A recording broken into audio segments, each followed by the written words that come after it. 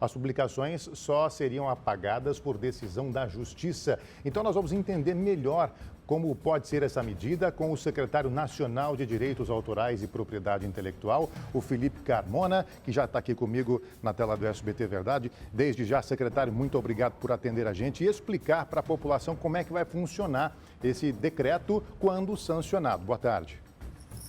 Boa tarde, Vinícius. Agradeço o convite aí para poder trazer um pouco mais de luz a esse debate. O decreto, de alguma forma, ele visa, sim, a liberdade de expressão, tá? Na verdade, o próprio Marco Civil da Internet, você pega, assim, o bem jurídico tutelado dele é a liberdade de expressão. E a Constituição Federal, também no seu artigo 5º, artigo 220, ele fala sobre esse direito do cidadão. O Marco Civil da Internet ele já prevê um mecanismo chamado Judicial Takedown, né, que é após a judicialização, né, a retirada de conteúdo, inclusive exime as big techs, né, as plataformas de rede social, da responsabilidade do que for postado, né? Então, se você fizer uma postagem um pouco mais agressiva, a rede social não pode ser responsabilizada por ele. E o que estava sendo levantado aparentemente, um cerceamento de informação que estava veiculado por lá. Então, esse decreto ainda está em fase embrionária, ele já saiu do Ministério do Turismo, né, que eu faço parte da pasta da Secretaria Especial de Cultura, e foi onde elaborou o anteprojeto, né, do decreto. Já passou pelas técnicas, assessoria técnica, assessoria jurídica também, que é composta pela AGU. Foi enviado para a Casa Civil, e a Casa Civil pediu mais pareceres de outros ministérios, né, porque envolve outros ministérios, o Ministério da Justiça, o Ministério das Comunicações, o Ministério do Marcos Pontes, da Ciência, Tecnologia e Inovação. Então, está nessa fase aí e só deixar claro que, na verdade, as Big Techs, elas vão poder retirar, sim, alguns conteúdos administrativamente que tenha crimes explícitos, né? O próprio decreto lá, pelo menos no projeto que foi enviado, ele prevê essa retirada em caso de nudez, coisas que que está previsto no ECA, ações penais públicas incondicionais de representação, ato terrorismo, coisa que hoje não tem nem essa permissão, né? Então, a gente está só regulando uma lei que já existe. Agora, secretário, tem alguns veículos de comunicação que já estão divulgando que esse seria um decreto inconstitucional. Por que eles dizem isso? Eu entendo eles, tá? Não concordo. Existe um negócio chamado pirâmide de Hans-Kelsen, isso aí quem fez direito sabe disso, que é a hierarquia das normas, né? Então a Constituição Federal está lá em cima, depois vem emendas na Constituição, aí lei complementar, lei ordinária e depois o decreto, enfim, portaria. Aí começa a correr a hierarquia. Enfim, como já existe uma lei do Marco Civil, eles talvez não estejam enxergando que já existe uma lei que proíbe essa retirada discricionária. Então, como já existe uma lei, o decreto ele regulamenta uma lei, ele esmiuça os detalhes de uma lei.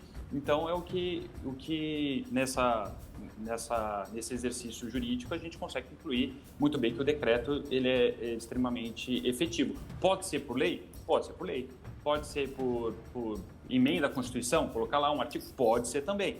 Então, o que não pode ser é por portaria, instruções normativas. Então, tem toda uma cadeia que tem que ser seguida e ao meu ver, né, essa cadeia, não só o meu, né, a assessoria técnica, a própria AGU, eles concordam que pode ser feito dessa forma. Agora, secretário, só para a gente encerrar nossa entrevista, para que todo mundo também que está assistindo o SBT Verdade, ou pela TV ou pelas redes sociais, possa entender. A internet já não é mais terra de ninguém há muito tempo, desde que foi instituído o Marco Civil. Então, não pode se fazer ali uma postagem, né, secretário? Ali e vai lá e xinga alguém e ofende alguém. Não, desculpa, vou lá e apago. É isso que vocês estão propondo, né? Não deletar isso e penalizar aquele que foi fazer esse tipo de postagem. Sim. A liberdade de expressão, ele é um direito, mas ele vem com ônus, como todo direito. Você tem o direito de habilitação, só que se atropelar alguém, você vai ser responsabilizado por isso.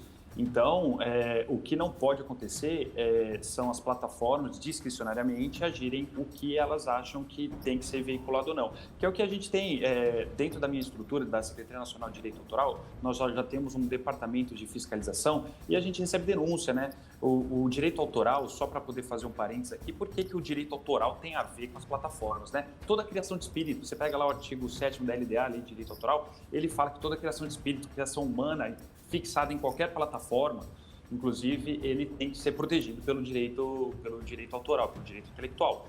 Então, por isso que está sob competência da minha secretaria. E, igual eu falei, qualquer expressão que você tem, você vai ser responsabilizado. O que não pode acontecer é a empresa discricionariamente achar o que você falou, porque senão são muitos usuários. A plataforma acaba fiscalizando determinadas pessoas, não fiscaliza as outras, e nisso você acaba tendo uma insegurança jurídica. E toda insegurança jurídica é resolvida como? Ou no judiciário ou no administrativo. Igual existe o PROCON, existe outros órgãos que fiscalizam outros órgãos, né? E a própria iniciativa privada. Porque desses argumentos, desculpa até, eu vou me alongar um pouquinho, é que o Poder Executivo não pode fiscalizar um ente privado, mas isso não existe. Isso, lógico que existe toda vez que tem não há um equilíbrio entre competências, né, entre poderes. Então, o Executivo está para isso. Né? Tá bom. Secretário Nacional de Direitos Autorais e Propriedade Intelectual, Felipe Carmona Canteira, muito obrigado pela entrevista aqui ao SBT Verdade. Esclarecimentos também desse decreto que pode entrar em vigor a qualquer momento. À disposição, obrigado, Vinícius.